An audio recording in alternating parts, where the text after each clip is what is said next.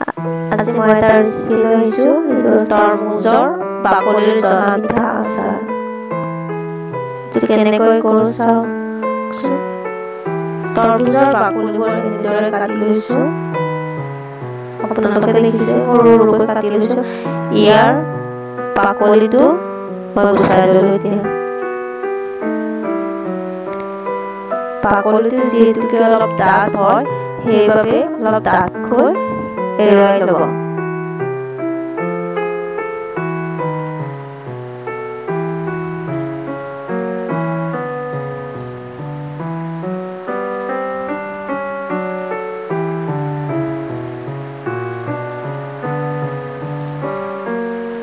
ডাঠকৈ এৰাই লৈছোঁ।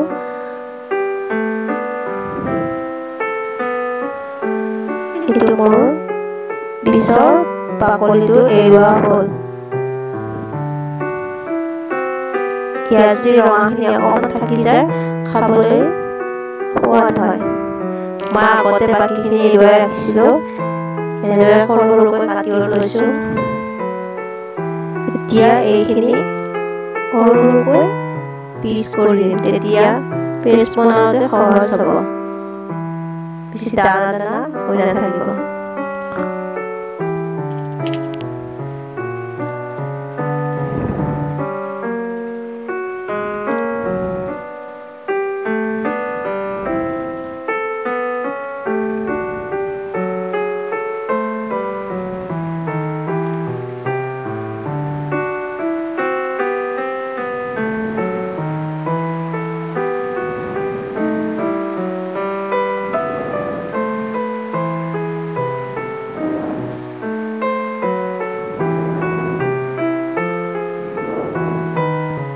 এইখিনি কটা হোৱাৰ পিছত ভালদৰে গ্ৰাইণ্ড কৰিব দিলোঁ।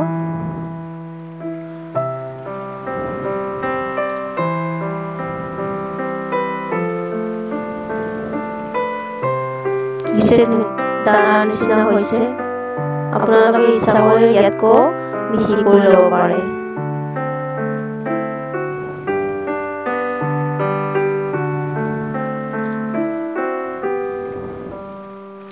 মছলা শুকান জলকীয়া, নৰসিংহ পাত, গাজটেঙা, কাশ্মীৰী ৰেড চিলি, বগা সৰিয়হ, সোৱাদ অনুসৰি নিমখ আৰু কিছু পৰিমাণৰ চেনি।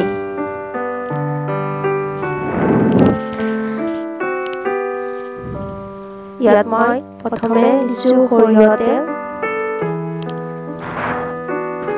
গৰম হৈ দিলোঁ শুকান জলকীয়া 3টা,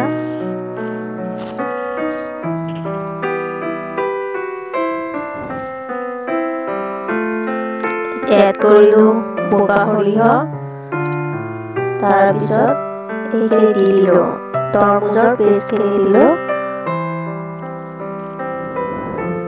তেতিয়া লৈ ভাজিব। এতিয়া মই অকণমান নিমখ দিলোঁ। তেতিয়ালৈ ভাজিব যেতিয়ালৈ পানীখিনি ভালদৰে শুকাই নাযায়।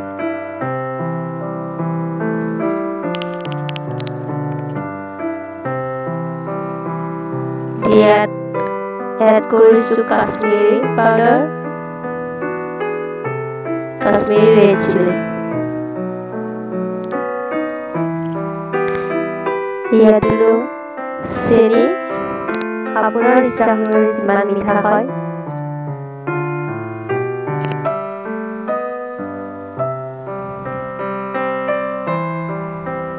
নৰসিংহৰ পাতবোৰ এড কৰি দিছোঁ।